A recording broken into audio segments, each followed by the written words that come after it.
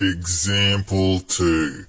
The brain rot of the Acts of the Apostles, which disproves itself very easily and is the culprit of the hanging on the tree dribble. This is the culprit behind the potato brain dead. The Messiah was hung on a tree. 3 times it says, the Elohim of our fathers that raised up Yahusha, ye slew and hung on the tree. And we are witnesses of all things which he did, both in the land of Yahudim and Jerusalem, who they slew and hanged on a tree. And when they had fulfilled all that was written of him, they took down from the tree and laid him in a sepulchre. It gets worse. So this is directly contradicting the Messiah. The Messiah himself talks about, hey, he who doesn't pick up their cross and follow after me is not worthy of me. He tells his apostles that he's going to be crucified, and in his last words is the code. How we know this is false, right? And we know why they're contradicting. They're contradicting to feed you this false narrative of Paul, right? They're contradicting the text so you don't think this is true, you think this is true, you don't know if this is true, you don't know what that's true, what's true, blah, blah, blah, blah, right? But this is how I started to get onto codes in scriptures, is I found this code. The Messiah says in his last words, Eli, Eli, why have you forsaken me, my God, right? But God's obviously Godriel, Satan's original name, my El, Eli, Eli. So the Messiah is an omnipotent celestial being, can see forward in time and back in time. I'm guessing he's been given some insane amounts of power and or prophecies, right? He knows that the Father has not forsaken him. He knows the Father has not forsaken him. He knows he's going to heaven. He knows he's done nothing wrong. He is quoting Psalm 22. The Messiah is giving us a code, and he's saying, hey, guys, look at Psalm 22. What does Psalm 22 read?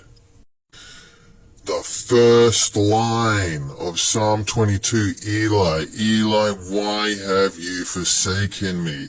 The Messiah's not an idiot. He knows exactly what he's doing. He's leaving us a code. He's saying, look, David wrote Psalms. He wrote these poems. He wrote these poems 500 to 1,000 years before I was crucified. And what does it say in Psalm? For dogs have compassed me, the assembly of the wicked have enclosed me. They pierced my hands and feet. And right below it, the casting lots for my vesture.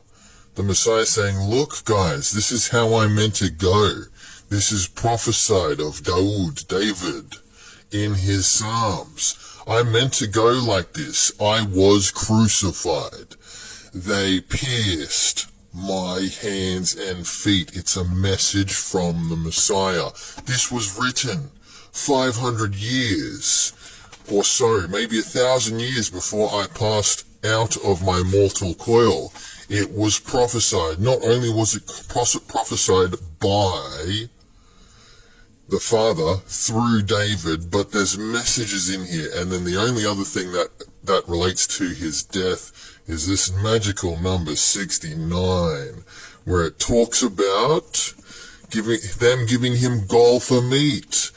And in my thirst they gave me vinegar to drink. So the Messiah is clarifying. He's telling us.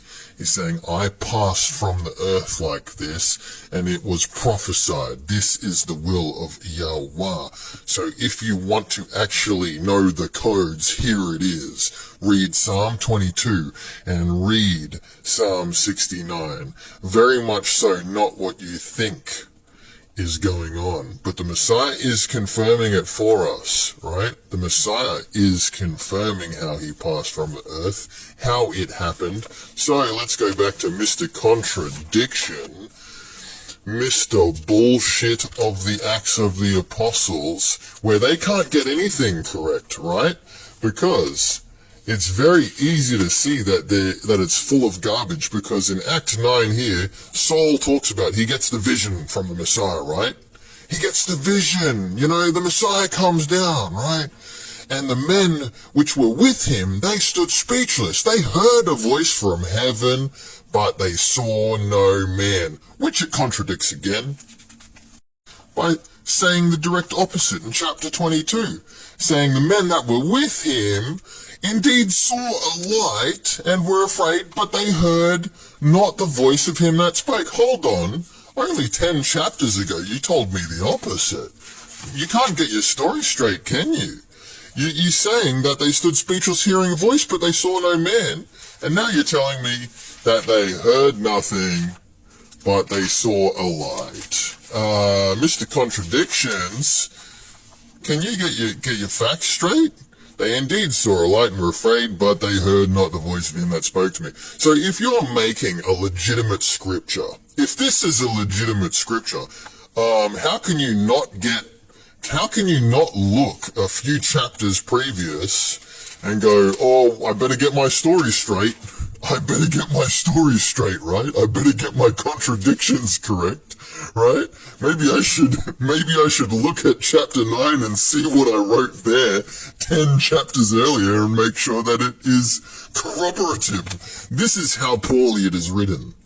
This is how poorly it contradicts itself. And as I just explained, contradicts the Messiah. The contradiction is on purpose. It undermines the text. See, we're confused now. Who's correct? What do we look at? Was he hung on a tree? Was he dribble, babble, garbage? It's disproving itself. The Acts of the Apostles disproves itself. The Messiah is leaving us codes to decipher between the lies and the truth. This is the code. Eli, Eli, why have you forsaken me? Look, people, they were meant to pierce my hands and feet. I knew I was being crucified. I told my followers I was going to be crucified. I told you to pick up your cross and follow after me. Suffer for the truth, testify to righteousness, sacrifice yourself, your flesh, your body, live in spirit, not in material. It is coded. It is coded so the unworthy and the unwise and the unbelievers don't pick up on these things. Maybe you should study and understand what decipher means. Look up the word decipher. Decipher, define, convert a text written in code or a coded signal into normal language. Succeed in understanding, interpreting, or identifying. Very much so. Exactly what decipher is. We are deciphering the coded messages. There surely is code.